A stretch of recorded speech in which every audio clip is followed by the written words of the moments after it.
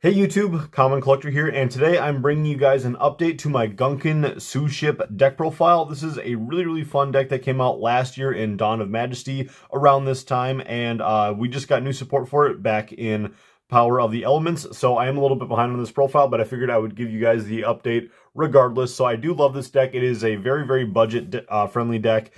Basically all of the deck besides one card comes in at the common rarity, so I think it's super funny. So this is, and obviously all the cards are like built after sushi, so it's really funny, and they're like acting like they're a bunch of ships. So anyways, getting on into the deck profile, we are playing 3 copies of the mandatory copies of the Gunkan Suship Shari. So you guys need to be running 3 copies of this because the whole deck revolves around this. All of your XZ cards allow you to get bonuses. Like if you have this card as the material, you're allowed to draw 1 card for all of them. If this is material when they're summoned, you also just get extra special summons and stuff if you have it on the field or in your hand and stuff with your other monsters. So it's a very important crucial part to the main deck. Now for the new card that just came out in Power of the Elements, we have the 3 copies of the Gunkan Suship Shari Red. So this must be like the Shari after it gets the red sauce on it, and then it finally gains an effect. So with this card, it's really nice to be able to reveal another Shari in your hand, and then you're able to special summon this card to the field. And then also, while this card is in the hand, deck, graveyard, or on the field, it is treated as the Gunkan Suship Shari, sorry. But yeah, it's really cool because it just helps you to enable all of your combo plays and stuff, gets you an extra name into the deck, and it doesn't take up an extra space into the deck like how you have to do with Harpies, how you can only play like 2 copies of Harpy Lady 1 and 1 copy of Cyber Harpy, stuff like that. But then also with this card, after you reveal it in your hand, you're able to special summon this, and then you also get to special summon 1 Gunkan monster from your deck, except for Suship, sorry.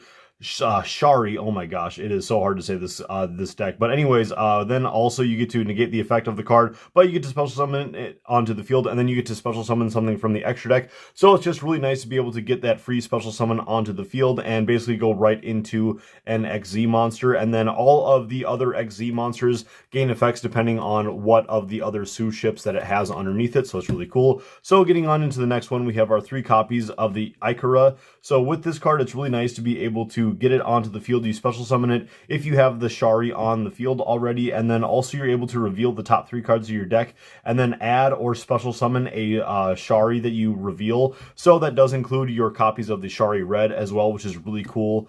Then we're getting on into our 3 copies of the Shirako Shirao. So with this card, also if you control a Shari or an XZ monster that has Shari as material, you're able to special summon this card from your hand. And then also with this card, it's really nice to be able to use its other effect to be able to special summon 1 Gunkan monster from your hand, and then you're able to take any number of your Sharis from your deck or graveyard and then place them onto the top of your deck. Like I said, there's a lot of different ways to draw in this deck, so you can actually stack the top of your deck with the Sharis, and then you're able to like draw 1 card, and then maybe you need to do the whole reveal shenanigans for the red, and then you're able to special summon red and then another card from your deck. So it's just really cool how these cards can all combo with themselves. The only reason why this deck isn't a little bit more powerful is because you generally have to open in your opening hand like 5 combo or like a 3 card combo piece to be able to like really take off.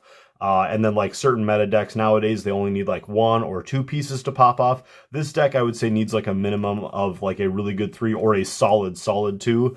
Then we're going to go on into our 3 copies of the Uni. Uni is our level 5, which is really cool because it can special summon itself out onto the field by revealing another Gunkan in your hand. And then also this card is just able to possibly special summon out if you revealed your Shari, you special summon it to the field. But then also it has ways to be able to change the levels of your monsters. So you can change your Shari to a level 4 or to a level 5, and then this card stays as a 5, and then you get to XZ into your rank 5, your Uni class Dreadnought ship, which is really cool. Then we're going to get on into our 3 copies of Rescue Rabbit. I'm seeing people cutting this and playing like different cards, but I really like playing the Rescue Rabbit because with Rabbit, it basically just kind of becomes like, this is like your win con. Like if you open Rescue Rabbit, like you're going to be having like a really solid hand as long as you have like 1 more combo piece. So overall, Rescue Rabbit is really solid for the deck to be able to special summon 2 copies of your Shari from your main deck.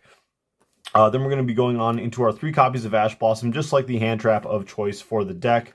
Then getting on into our spells, we have our 3 copies of the Gunkan Suship Seaside Supper Spot. So with this card, it's really nice because this card also helps you to stack the deck with whatever Gunkan card you need, and then you can get off those draw effects from the XZ guys, which is really, really cool. Then we're going on into our 3 copies of Unexpected Die. This is just a really good card when you're opening, and then you're able to special summon out a Shari if you don't open up with Rescue Cat or Rescue Rabbit. But if you do open up like with Rescue Rabbit and your Unexpected Die, it's not terrible. You can get off a whole bunch of special summons. You just got to make sure that you have some of the effect monsters in your hand as well.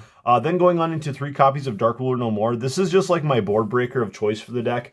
You can play really whatever you want. If you want to play like Imperm, that way you have like more versatility for like a hand trap and board breaker. But overall, this card is just really nice to be able to break boards, and then like because there's just tons of ways to destroy your opponent's stuff or just like battle over things with the XZ monsters. So as long as you can get a good XZ setup, you're not going to do any damage to your opponent, but you are able to clear their board, and then like you're probably going to have enough advantage to be able to control the game state from there on. So that's why I like playing Dark Ruler No More. Then this is a bit of a risky guy, but I like playing 2 copies of Pot of Desires.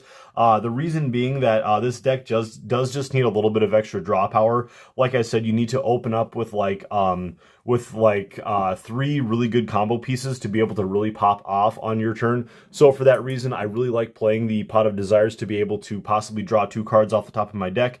The only thing is I would say that generally you want to use like at least 1 copy of Unexpected Die or your Rescue Rabbit first. That way you can make sure that you get at least 1 or 2 copies of your Shari out of the deck, but you always have the Shari red as sort of like your backup, which is really nice. Then we have our 1 copy of Pot of Avarice. This is just a nice way to shuffle some of those important monsters back into the deck and then draw cards as well. And then 1 copy of Upstart Goblin. Upstart Goblin works really, really well, I found, with the field spell. So if you can't go right on into an XZ summon, so let's say that you go for the Seaside Supper Spot, you stack a Gunkan card to the top of your deck, but you can't go into an XZ summon yet. As long as you have Upstart Goblin, then you can draw that needed card, and then you can possibly pop off a little bit. 1 copy of Terraforming to search for that field spell. 1 copy of Monster Reborn just to get back whatever XZ material that we really need, because like I said, these cards are so versatile, how like you just need to get out your Shari, and then once you get Shari, then whatever like material that you complement it with gets you into your XZ monsters. So it just really works well to be able to go for Monster Reborn, bring back whatever guy you need, and then go for that awesome XZ play. 1 copy of Called by the Grave, 1 copy of Harpy's Feather Duster to also help us break boards, and then 2 copies of Gunkan Suship Daily Special, which in the graveyard acts really similar to Pot of Avarice. Lets you shuffle back 3 cards and then draw 1, which is really cool. But then also with this card, you are able to basically give your opponent the choice of 3 of your Gunkan monsters, and then they pick 1 of the cards from you. But if you reveal a Suship Shari in your hand, you're able to actually just pick the card that goes to your hand. So basically you reveal Shari, pick up like 3 copies of like 1 of each of these 3 guys, and then you just go, okay, I really want Sharo to my hand, and then bam, like you already have it. So it's just really cool, really great card. I wish I could find a spot for 3 of it, but I really like the ratios in this deck. So that's going to do it for the 40 card main deck. Let's move on to the extra. So for the extra deck, we are playing our 2 copies of the Ikura class Dreadnought. So this card is basically the bigger XZ form of the Ikura, which we got to earlier. So you have that for the Sharo and the Uni as well, so we will get to those. But basically with all of these guys, when they're summoned, you're able to draw a card as long as you have that Shari underneath it. But then also this card gains the effect that it is able to make a second attack during each battle phase. And then also once per turn, when your Gunkan monster special summon from the extra deck inflicts battle damage to your opponent, you're able to destroy 1 card that your opponent controls, which is really cool. It does sort of doesn't really work in tandem great with Dark Ruler No More, but it still is just a really, really great card to keep in the deck, I think. Then we're going on into the Sharao class carrier. So with this card, really, really good as well to be able to draw 1 card, and then if you have the Sharao as a material, then you're able to add a spell or trap card from your deck to your hand, 1 of the Gunkan cards. So really nice to be able to search for your field spell if you don't have it yet, or go for that trap card. And then also while this card is on the field, it adds a lot of really nice protection, because when a field spell card is in the field zone. Then your Gunkan monsters, special summon from the extra deck, cannot be destroyed by your opponent's card effects, and they gain attack equal to their defense, so just a nice little attack boost. And like I said, this card is generally going to be searching for your field spell or your trap card, so if you need that field spell on the field yet, it's a really great way to complement its protection effect. And then we have the Uni class Super Dreadnought. With this card, you're able to, again, draw a card. And then if you have the Uni as a material, this card is able to attack directly, which is just super nice to be able to close out games. He's got 2,900 attack, but he'll go to 34 if you have that effect with the Sharao class carrier and the field spell on the field. And then also with this card, it's able to negate your opponent's effects during your main phase or your opponent's battle phase, which is also just super cool and helpful. Then we're going to go on into some generic stuff. We have our copy of Dugaris, the Timeless, just an extra way to draw cards in this deck. One copy of Baguska, just to turn off monsters for a few turns. One copy of Time Thief Redoer, just because he's super good. One copy of Gagaga Cowboy. This card can complement really well with your Uni class Super Dreadnought. So if you are just attacking your opponent directly, but you still just can't get enough, you can always try to Cowboy for game, which is just super funny. One copy of Double A Zeus, because we're just playing a ton of XZ's monsters. And then I am playing the Utopic Draco Future package, which is just nice in here. I took out the package with the Utopia and Utopia Double and stuff, just because I didn't want to accidentally hit Utopia Double with like Pot of Desires and stuff, and it just sort of worked a little bit better for this deck. Then you're not running into bricks, so it's really nice.